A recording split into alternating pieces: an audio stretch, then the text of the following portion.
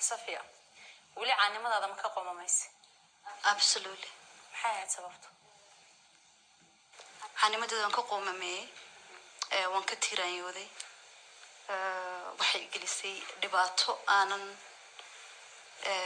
ka soo kaban doonin ayay gelisay waan mid aan بسم الله الرحمن الرحيم السلام عليكم ورحمة الله وبركاته خير سوتنا مكستوديو كجوزنا هذه ونسرة ولكن على شاء مرة بعديو مقال عصب هذه أدوات ما جندي دوشة الفيديو كنا تاتي ولا لنا للشوكة وكاجا ما علينا حتى تاتي ولا لنا وصل بيري جانا كسبسكرايب صار هذه أدوات ما هتصنتهاي أيه غير شرفت له ما أنتم حنكال دونا ما أنتم حنكال دونا إن شاء الله بإذن الله كريم مقال كسابسن إن صفية تسمو فنانة دي هو يدي ولا معنا قبل الصوماليات أيه كهذه دونا gabadha Soomaaliyeed maanta waxyaabo ay ka hadasho wax kamid ah waxaan Soomaalida ha u taqaano caanimada ee dadkeenu ay aad u jecel yihiin inuu qofku caan noqdo meelaha waxaas caanimadaas ay ka hadlaysaa dhibta ay leedahay iyo mushkiladeeda markaa qaarta sharafta leh intaanan ka hor dhicin ila daawo video masraxa markaad joogto maxaad dareentaa مسرح مركان جوجو فيديسيسو أما واحد شرايسو أما واحد ترينيسو فرسكوليتو waxay ku xiran tahay situation kaad wax ku dhigayso hadaad qisas saar matali sanadee saarkaas baad dareemaysaa hadii waxaad matalaysaa wax farxad la qosol leeyahayna dee qosolkaas baad dareemaysaa kulli shucuurtaadu waxay ku xiran tahay minutkaad ku guda jirto iyo waxaad qabanayso Safiya wali caanimadaada ma ka qomamaysa absolutely maxay sababto عاني مدة أنك قوم مي وان كثيران يودي waxay gelisay dhibaato aanan ka soo kaban doonin ayay gelisay waan mid aan ka shalaayay inaan noqdo qof caana haddii cajalada dib loo celinayo maanta dib aan u celin lahaa caanimadu waxay ku baraysaa wadooyin aanad horey u marteen bay ku marinaysaa waxyaalo badan ood accept garayseen baa ay ku accept garaynaysaa wax badan oonad qaadateen markaad qof shacbiya tahay bay ku qaadsiinaysaa mar walba waxaad isku dayaysaa inaad culays kastoo kusoo wajaha aad adigu isku celiso amba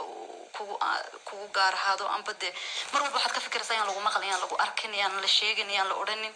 marka sidaa darteed hadalka haddaan kusoo gaabiyo 150% oon ka shalaayay inaan noqdo qof dadka ka duwan oo maad aragtay magaciisa la garanayo Safiya tusmo horta xaqiiqatan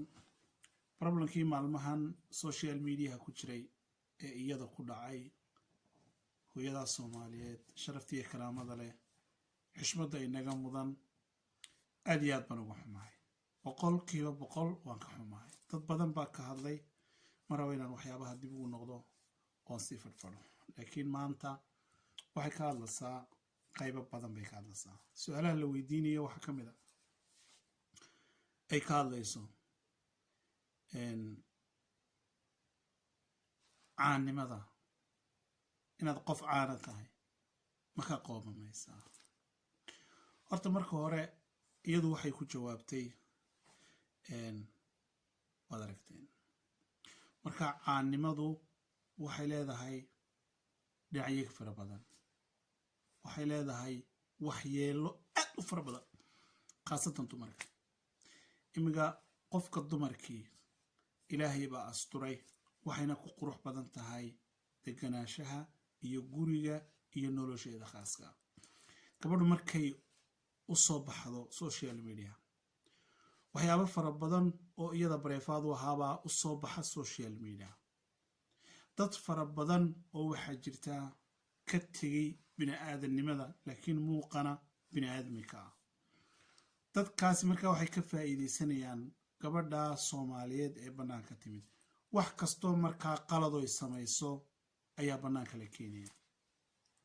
taasna waxay dhaawacaysaa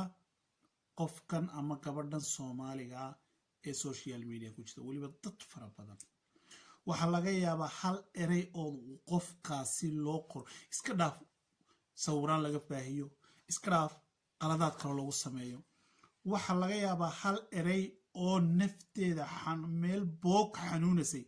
hal erey oo commenti loogu qoraa inuu dhaawaca laga yaabaa su-aashii ugu xumayd ee lagu weydiiyo maxay ahayd ama adigoo bulsho ku dhex jira ama adigoo wareysi ku jira ama adigoo iska socda waqtigay doontaa qaadato su-aal si gooni adiga ku taabato lagu weydiiyey oo aanad rabin maxay ahayd horta kulley Soomaalidu waa wada su'aalo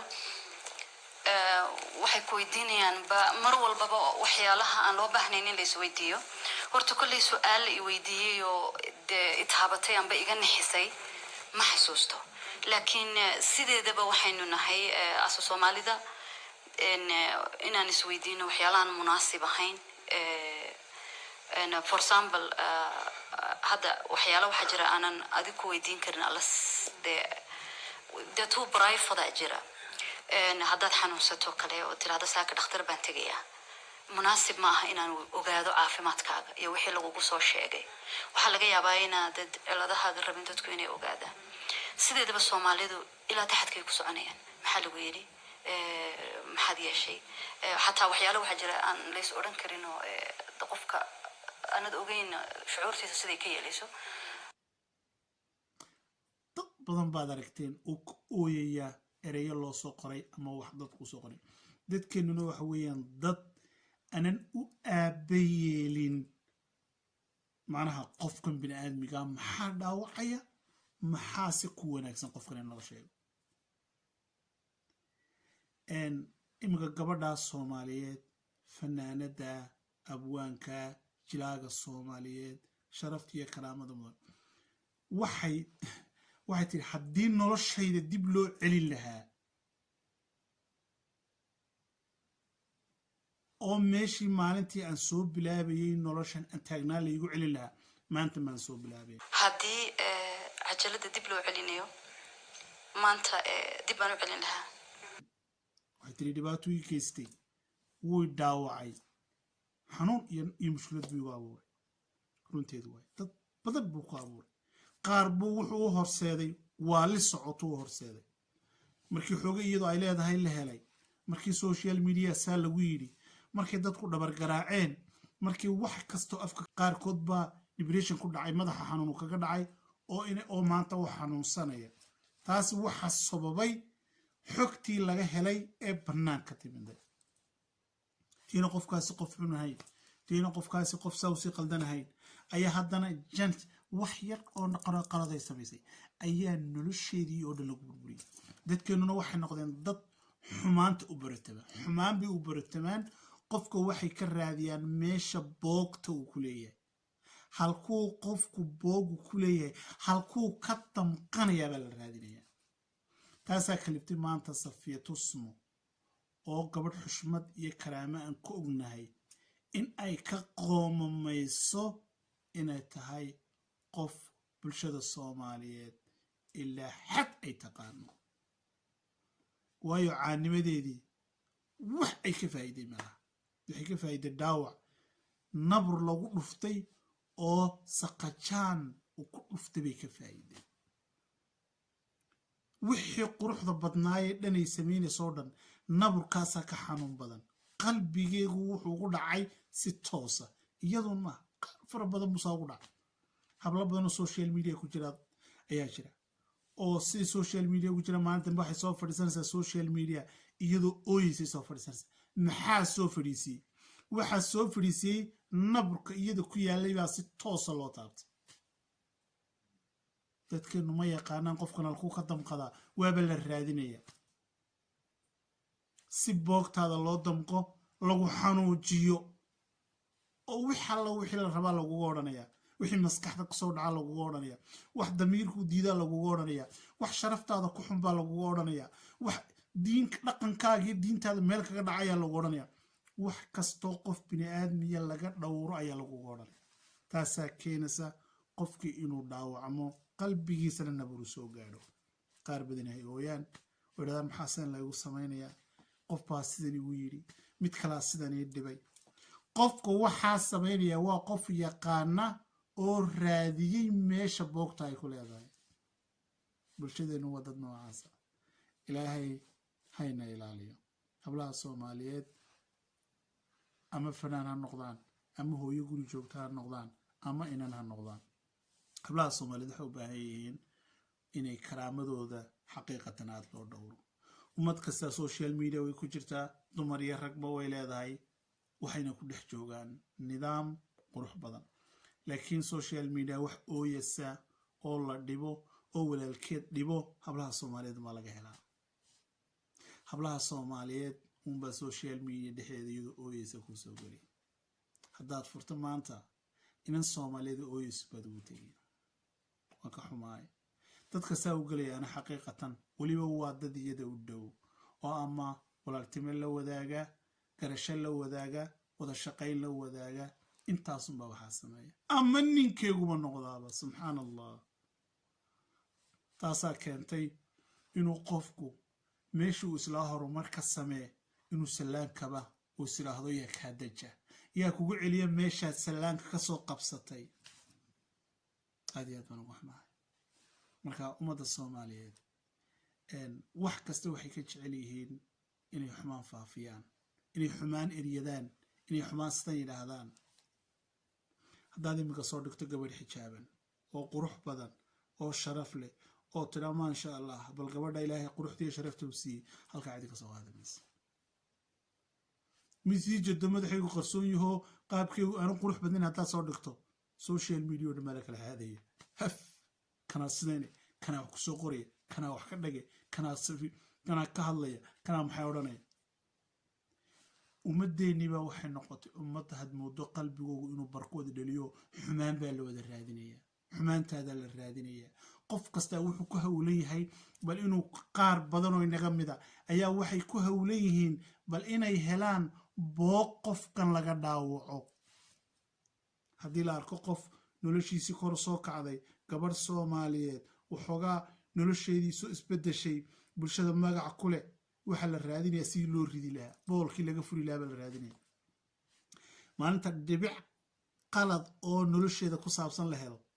maalintaasi u dhammaatay maalintaasi ayay u dhammaatay gabadhay sharafta lahayd sharafteedii oo dhanba waxaa lala gelayaa dhulka lala gelaya weliba qaar baa ka ganacsada waxyaabahaasi oo nolol ka raadiya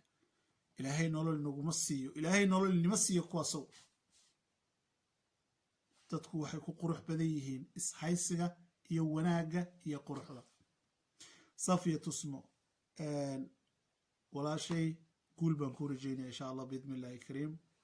waxyaaba fara badan bay ka hadlaysaa fan bay ka hadlaysaa iyo waxyaabaha lamidka gabadhan garba hooyaa soomaaliyeed oo fanka sharaf ku joogtay ahayd gabadh sharafteeduna insha allah intaa ku dhiman doonto noqon mayso walaashay waxaan ku rajaynayaa guul iyo farxad badan iyo idinkiiyo dhammaan hablaha soomaaliyeed ummadda soomaaliyeedna waxaan ku goorinaa insha allah bal inaan taageerno wanaagga hadalka kiisa fiican inaan faafino kiisa xunna aan ka tagno haddaad aragto wax qaawanoo lagu soo diray gabadh dhibaataysan dhibaatadeeda ka hadal ceebteedana hoosta dhig ha soo saarin ceebteeda bulshadana ha la wadaagin say hablaha soomaaliyeed u faanaan ragowga iyo walaaladoodna ay aada ugu ciseeyaan imika heer waxay gaadheen inay yidhaahdaan hablaha soomaaliyeed inay yidhaahdaan soomaali in la guursada waajiba maaha halkaasay gaadheen labaa soomaaliga waxa gaadhsiiyey doqon baa gaadhsiiyo halkaa dhigay